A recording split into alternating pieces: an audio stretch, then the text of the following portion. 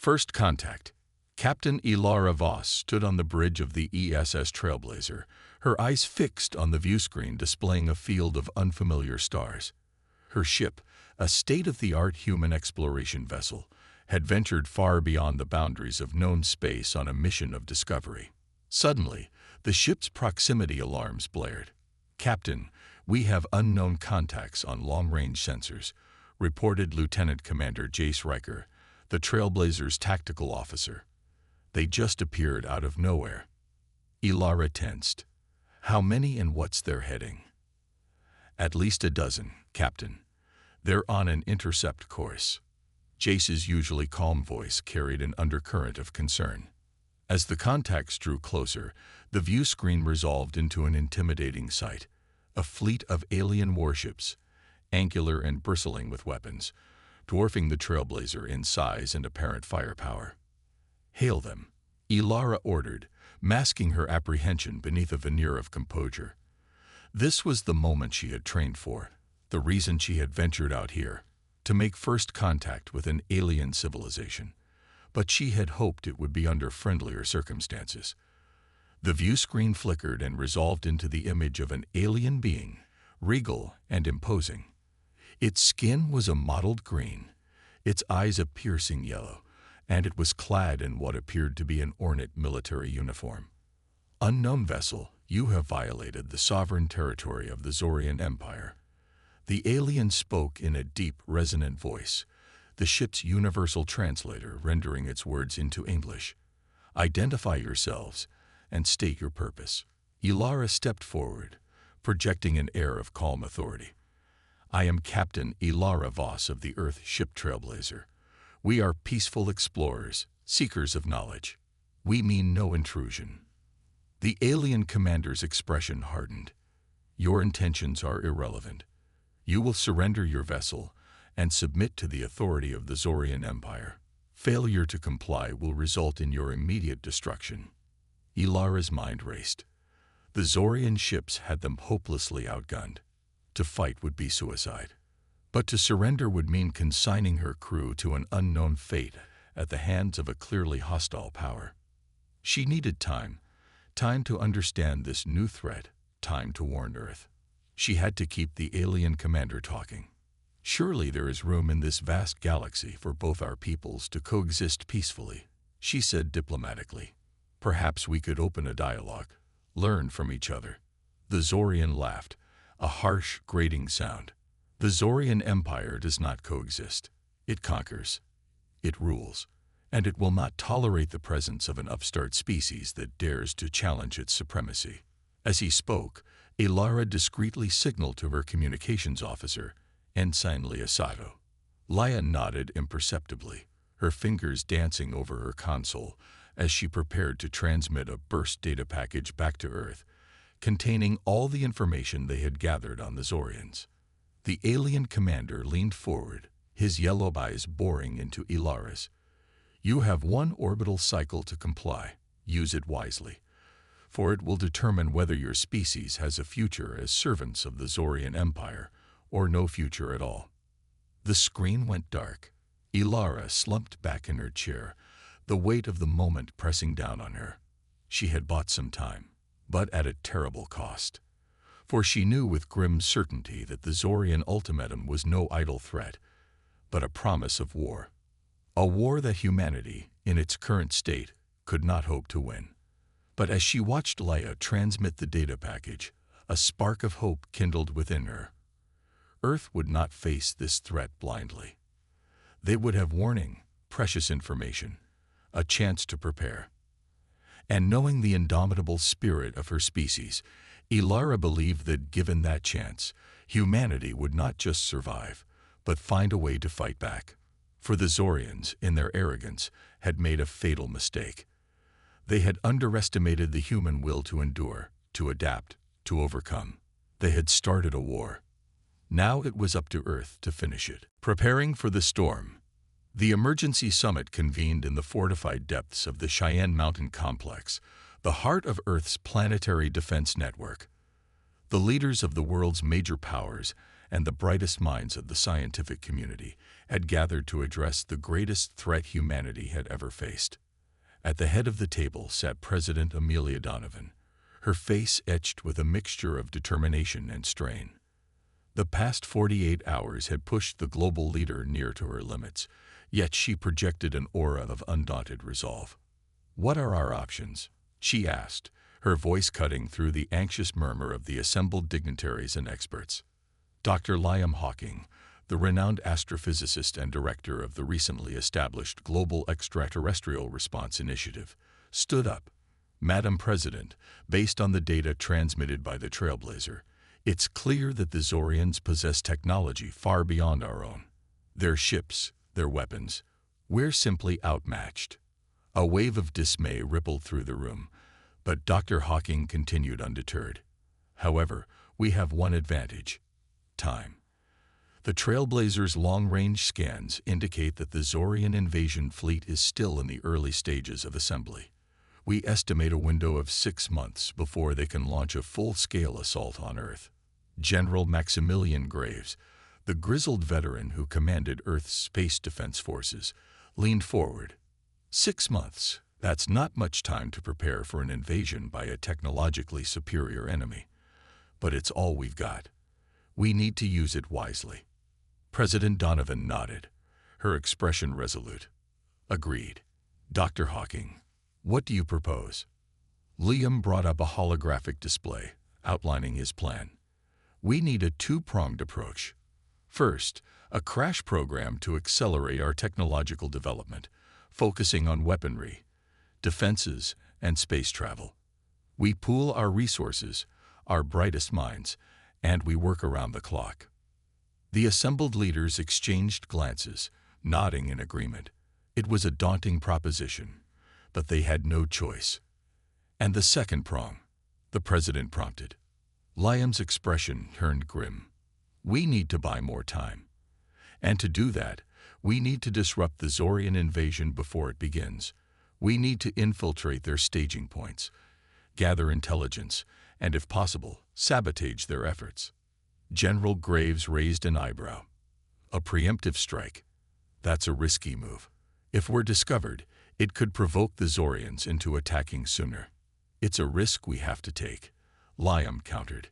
"Every day we can delay the invasion is another day we have to prepare, another day for our people to survive." President Donovan considered for a long moment, the weight of her impending decision evident on her face. Then, with a resolute nod, she spoke. "Proceed with the plan. General Graves, assemble your best covered ops teams. Dr. Hawking, you have full authority to initiate the technology acceleration program. Spare no resource, bypass any red tape. The survival of our species is at stake." As the meeting adjourned and the participants scattered to begin their desperate race against time, President Donovan stood at the window, gazing up at the night sky. Somewhere out there, an alien armada was preparing to bring death and subjugation to her world. But they would not find Earth defenseless. They would not find humanity cowering in fear. No, they would find a species ready to fight with every ounce of its ingenuity, every shred of its determination. For in the face of annihilation, the human spirit had always proven its resilience. And now, with the fate of their world hanging in the balance, the people of Earth would rise to their greatest challenge yet. The storm was coming, but humanity would weather it. They had to, for failure was not an option. The invasion begins. The Zorian invasion fleet emerged from hyperspace on the outskirts of the Sol system, a vast armada of warships that blotted out the stars. At its heart was the Zorian flagship, a monstrous vessel bristling with planet-killing weaponry, housing the invasion's supreme commander, Overlord Zaxxor Thane. On the bridge of his mighty warship, Thane surveyed the blue-green world that filled his view screen, a predatory smile playing across his reptilian features. Earth, the homeworld of the upstart humans, lay before him, ripe for conquest. "Scan the system," he ordered, his voice a rumbling growl. "Let us see what pitiful defenses these humans have mustered." As the fleet's long-range sensors probed the system, Thane's subordinates reported back with a mix of amusement and disdain. A scattering of orbital defense platforms, a handful of primitive warships, and planet-side installations that barely registered as threats. Thane's smile widened. This would be no war, but a slaughter. A lesson to any who would defy the might of the Zorian Empire. "Commence planetary bombardment," he commanded, relishing the words. "Reduce their cities to ash, their defenses to rubble. And when the humans crawl from the ruins, begging for mercy, we will show them the folly of their resistance." Across the fleet, weapons systems powered up, targeting solutions locked on. In moments, the first salvo of Zorian firepower rained down upon Earth, a storm of destruction that lit the planet's atmosphere with the fires of war. On the surface, panic and chaos reigned as the bombardment struck home. Cities crumbled beneath the onslaught, millions perishing in the opening moments of the attack. The human defenses, outmatched and outgunned, fought back with desperate valor. But it was a futile gesture against the sheer scale of the Zorian assault. In the command bunker beneath Cheyenne Mountain, President Donovan and her crisis council watched the devastation unfold with growing horror. The Zorians had struck sooner than expected, catching Earth's defenses only partially prepared. General Graves, his face grim, delivered the harrowing news. "Madam President, we're losing ground on all fronts. Our orbital defenses are being systematically eliminated. Our surface-to-space batteries are barely slowing them down. They're carving a path of destruction across the planet." President Donovan closed her eyes for a moment, the weight of her office bearing down upon her like never before. When she opened them, they burned with a fierce resolve. "Initiate Protocol Omega," she ordered, her voice steady despite the chaos around her.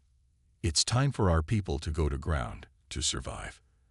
And for those who can still fight, to make the Zorians bleed for every inch of our world." As the word went out, the last remnants of Earth's armies, along with millions of civilians, retreated to the secret underground bunkers and hidden mountain strongholds that had been prepared for just this eventuality.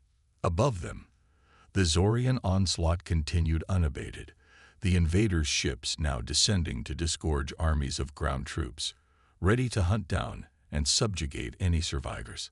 But as the Zorian soldiers marched through the ruined cities, picking their way past the rubble and the bodies, an eerie silence greeted them. The humans, it seemed, had vanished, leaving only abandoned buildings and shattered streets. Overlord Thane, surveying the conquest from his orbiting flagship, frowned at the reports from his ground forces. The humans' disappearance was an unexpected development, a deviation from the usual pattern of conquered worlds. But no matter.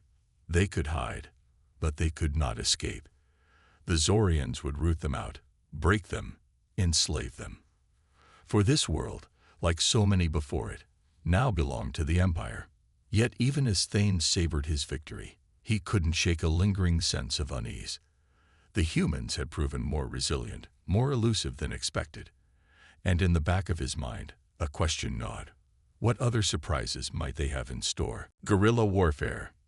In the shattered ruins of Earth's once great cities, a new kind of war was being waged. From hidden bunkers and secret tunnels, human resistance cells launched hit-and-run attacks against the Zorian occupiers, striking hard and fast before melting back into the shadows. Leading one such cell was Lieutenant Jake "Ghost" Hawkins, a former Special Forces operative turned resistance fighter. Hawkins and his team had been in the field for months, waging a relentless guerrilla campaign against the Zorians. Their tactics were unconventional, their weapons a mix of scavenged alien tech and jury-rigged human ingenuity. They struck at supply lines, isolated patrols, and command posts, always staying one step ahead of the Zorian counterinsurgency efforts. But their greatest asset was their intimate knowledge of the terrain, the hidden pathways, and secret bolt holes of the urban jungle. They used this to their advantage, luring Zorian units into ambushes, trapping them in deadfalls and kill zones. In one such ambush, Hawkins' team lay in wait amid the rubble of a collapsed overpass, watching as a Zorian patrol approached their position. As the aliens drew near, Hawkins gave the signal. Improvised explosives detonated, sending chunks of ferrocrete raining down on the Zorians. Plasma fire erupted from concealed positions, cutting through alien armor like paper. In moments, the patrol lay in ruins, the survivors scrambling for cover. But Hawkins and his fighters were already moving, falling back through pre-planned routes, leaving behind a trail of Zorian dead and a message that Earth's resistance would not be broken easily. Across the planet, other cells were waging similar campaigns, each victory a small but significant blow against the occupiers. In the mountains of Asia, resistance fighters used the caves and high passes to launch daring raids on Zorian outposts. In the deserts of Africa, nomadic warriors struck at the invaders' flanks, disappearing into the endless sands. And in the jungles of South America, indigenous tribes turned their ancient knowledge of the rainforest against the alien interlopers. But perhaps the most feared of Earth's defenders were the Ghosts, a secretive unit of elite human cyborg soldiers. Augmented with experimental neural interfaces and wielding prototype plasma weapons, the Ghosts wrought havoc behind enemy lines, their lightning raids and uncanny stealth causing the Zorians to whisper fearfully of the demons of Earth. Leading the Ghosts was Captain Arya Blackwood, a legendary figure known for her brutality and cunning. Under her command, the Ghosts infiltrated Zorian strongholds, assassinated high-value targets, and sabotaged critical infrastructure. Their most audacious mission to date was the infiltration of a major Zorian command hub in the heart of occupied New York. Arya and her team, their bodies cloaked in adaptive camouflage, slipped past the alien guards and into the heavily fortified complex. Inside, they unleashed a devastating attack. Their neural-linked weapons interfaced directly with their thoughts, allowing them to shoot with preternatural speed and accuracy. Zorian command staff died before they could even reach for their sidearms, their elite guards cut down in furious close-quarter combat. As alarms blared and reinforcements rushed to the scene, Arya and her Ghosts fought their way out, leaving a trail of carnage in their wake. The Zorians, for the first time, tasted true fear. In the aftermath of the raid, as the Zorian High Command assessed the damage and the blow to their troops' morale, a grim realization began to set in. The humans, primitive and outmatched as they were proving to be unlike any foe the Empire had faced before. Their tenacity, their ingenuity, their sheer unpredictability. These were qualities that the rigid, hierarchical Zorian military machine was ill-equipped to counter. And with each passing day, as the occupation stretched on and the resistance grew bolder, that machine began to strain under the pressure. The war, Zorian strategists began to whisper nervously behind closed doors, was not going according to plan. The humans were not following the script of the conquered. They were rewriting the rules of engagement, forcing the Empire to fight on their terms. And in doing so, they were planting the seeds of doubt, of uncertainty, in the minds of their would-be conquerors, seeds that would, in time, blossom into something far more dangerous. For in the crucible of this desperate struggle, the humans were not just fighting for their survival. They were learning, adapting, evolving. They were becoming something new, something unpredictable, something that even the mighty Zorian Empire had reason to fear. Turning the tide. Deep beneath the war-torn surface of Earth, in a top-secret bunker complex codenamed Gaia's Refuge, a clandestine meeting was taking place. Dr. Liam Hawking, the mastermind behind Earth's resistance strategy, stood before a gathering of the planet's surviving leaders, a glimmer of hope in his eyes. "We have a chance," he declared, his voice ringing with a newfound confidence. "A chance to turn the tide of this war." He brought up a holographic display, revealing schematics of advanced weapon systems and propulsion technologies. For months, our teams have been working in secret reverse engineering captured Zorian tech, hybridizing it with our own cutting-edge research. The results have exceeded our wildest expectations. The assembled leaders leaned forward, their expressions a mix of curiosity and cautious optimism.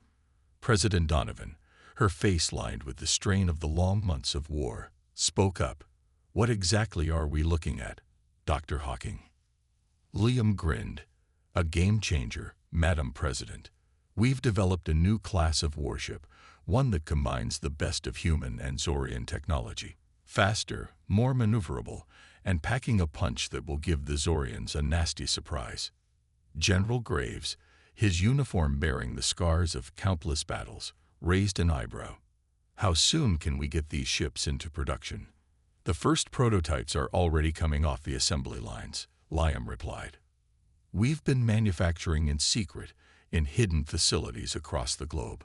Within a month, we'll have a fleet ready to take the fight to the Zorians." A murmur of excitement rippled through the room. For the first time in a long time, there was a palpable sense of hope. But Liam wasn't finished. "That's not all," he continued, his eyes gleaming.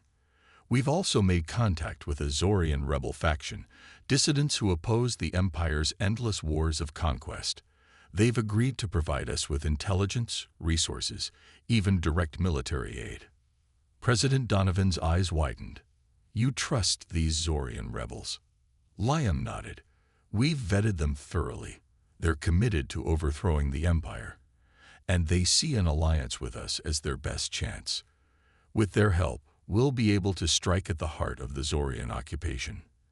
As the meeting concluded and the resistance leaders dispersed to oversee the final preparations for the counteroffensive, a new energy suffused the underground complexes and hidden bases of the human resistance.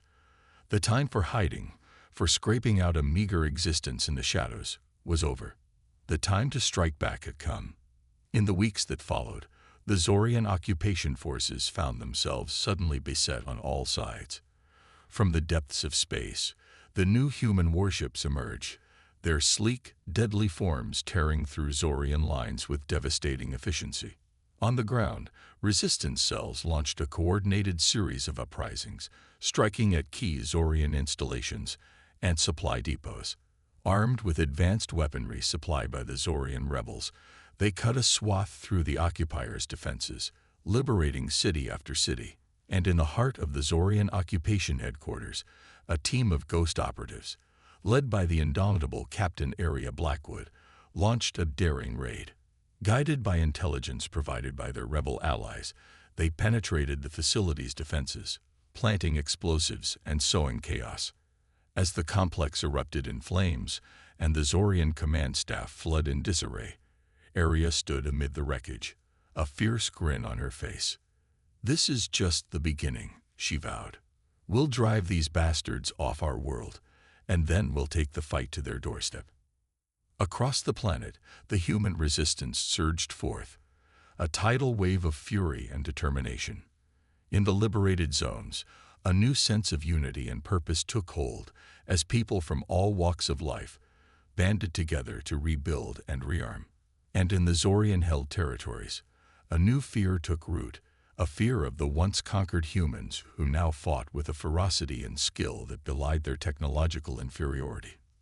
For the Zorians, the realization was dawning that they had gravely underestimated their foe.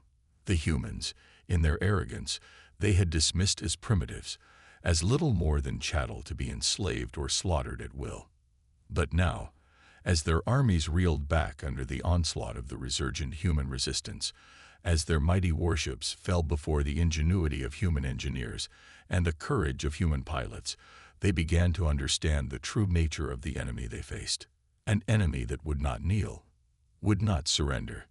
An enemy that would fight to the last breath, with every weapon at their disposal, every trick in their arsenal. An enemy that, against all odds, was turning the tide of the war.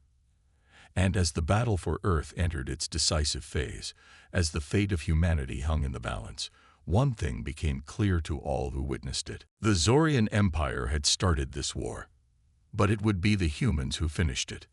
The final assault. The bridge of the ESS Retribution, flagship of the new human fleet, was a hive of controlled chaos as the ship hurtled through hyperspace towards its final destination. At the center of it all stood Admiral Ilara Voss, her eyes fixed on the tactical displays that tracked the progress of the human armada. It had been a long, hard road to reach this point.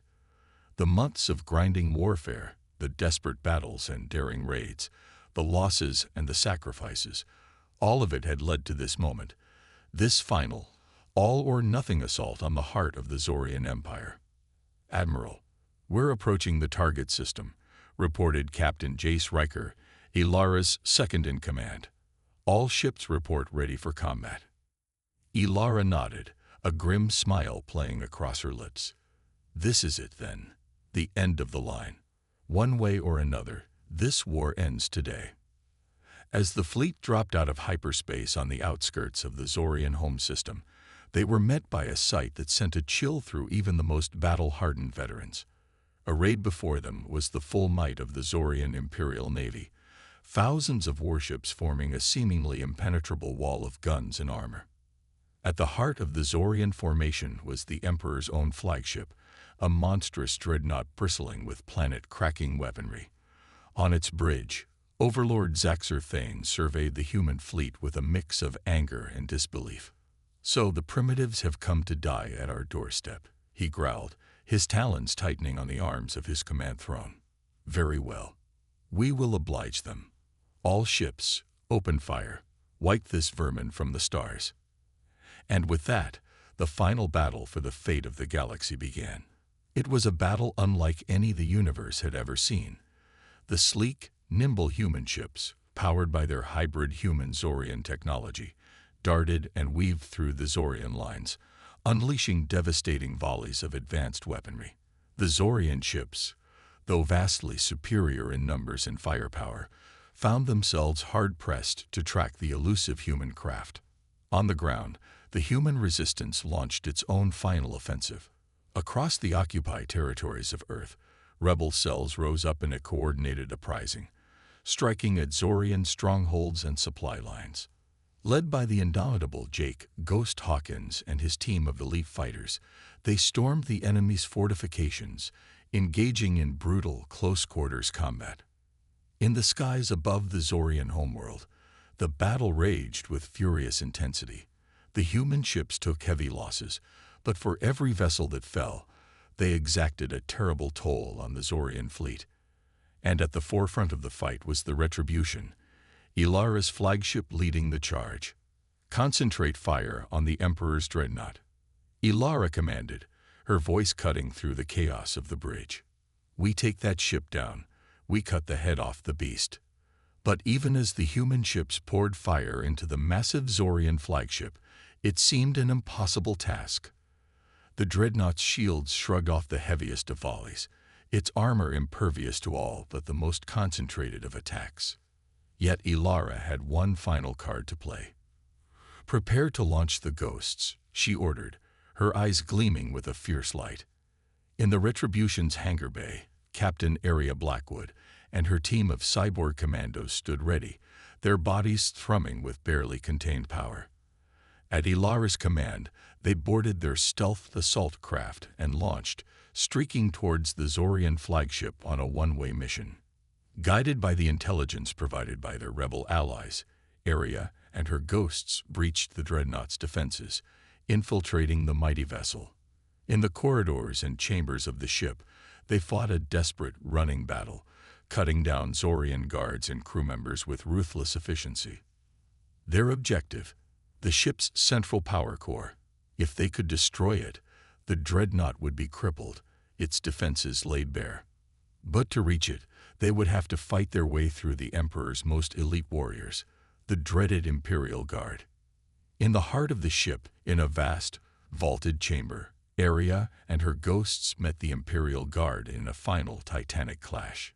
It was a battle of speed and skill against brute force and fanatical devotion, human ingenuity against Zorian might, and in the end, through sheer grit and determination, the humans prevailed. As the last of the Imperial Guard fell, Aria placed the final charges on the power core. With a thunderous detonation, the core exploded, sending shockwaves through the entire ship. On the bridge, Overlord Thane could only watch in horror as his ship's defenses crumbled, as the human fleet seized its chance and poured a devastating barrage into the now vulnerable dreadnought.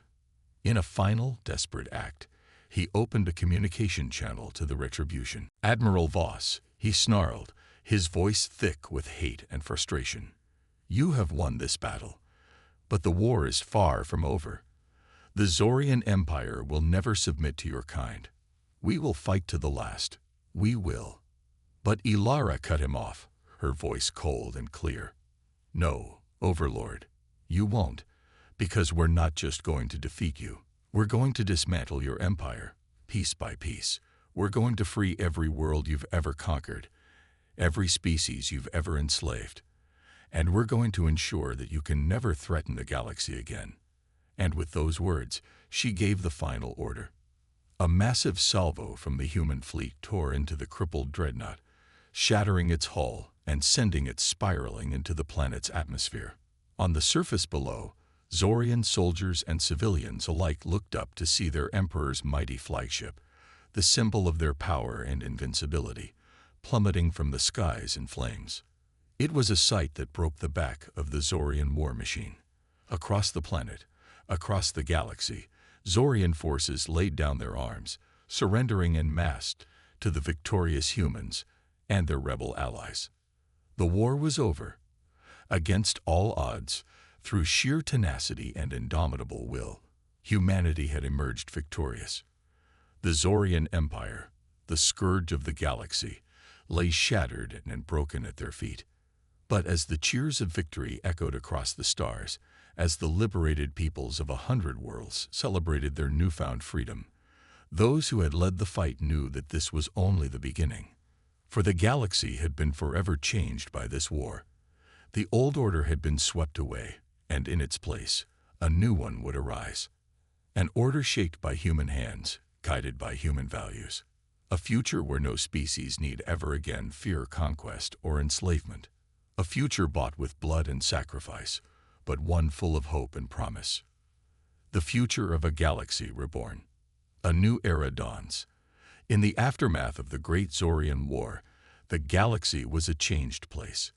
The once mighty Zorian Empire, the terror of 1,000 worlds, lay in ruins, its leaders dead or imprisoned, its armies scattered and broken. In its place, a new order was taking shape. Led by the victorious humans and their alien allies, a grand coalition was forming, dedicated to rebuilding what had been lost and forging a lasting peace. On Earth, the scars of the war were slowly healing.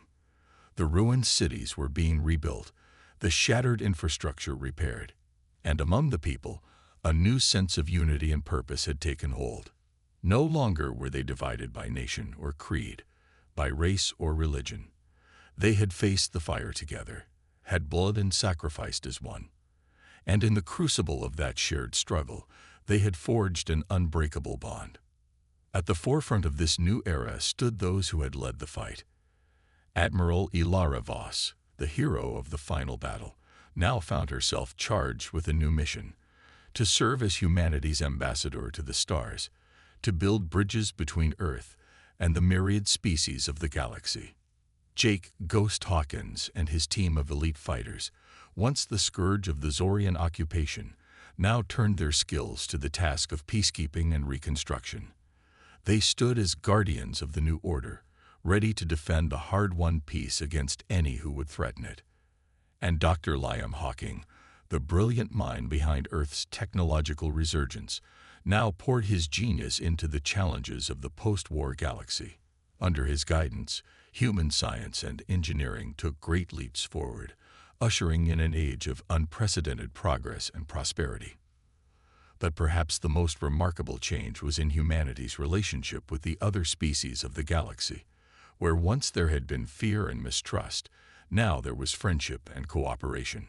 The rebel Zorians, once humanity's most unlikely allies, now stood as their closest partners in the work of galactic reconstruction.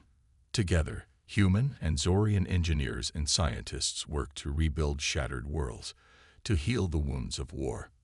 And from the ashes of the old empires, new alliances were forged, new bonds of trust and mutual respect. Species that had once been bitter enemies now stood side by side, united in their determination to build a better future for all. It was a time of great challenges, but also of great opportunities. For with the technology and resources of the galaxy at their fingertips, there seemed no limit to what humanity and their allies could achieve. They reached out to the stars, establishing new colonies, exploring new frontiers. They pushed the boundaries of knowledge, unlocking the secrets of the universe, and they stood as a beacon of hope and unity, a shining example of what could be accomplished when different species worked together in common cause. But even as the galaxy basked in the glow of this new dawn, there were those who looked to the future with trepidation. For the scars of the war ran deep, and not all had accepted the new order. In the shadows, Zorian hardliners plotted and schemed, dreaming of a day when they would rise again and reclaim their lost glory. And on distant worlds, unknown dangers stirred, ancient powers that had yet to make their presence known. For the veterans of the Great Zorian War, those who had fought and bled to win the peace, this knowledge was a constant weight, a reminder that their work was never truly done. They knew that the price of freedom was eternal vigilance, that the hard-won gains of the present could all too easily be lost to the challenges of the future. But they also knew that they had faced worse odds before, had triumphed against enemies far more terrible than any that now threatened.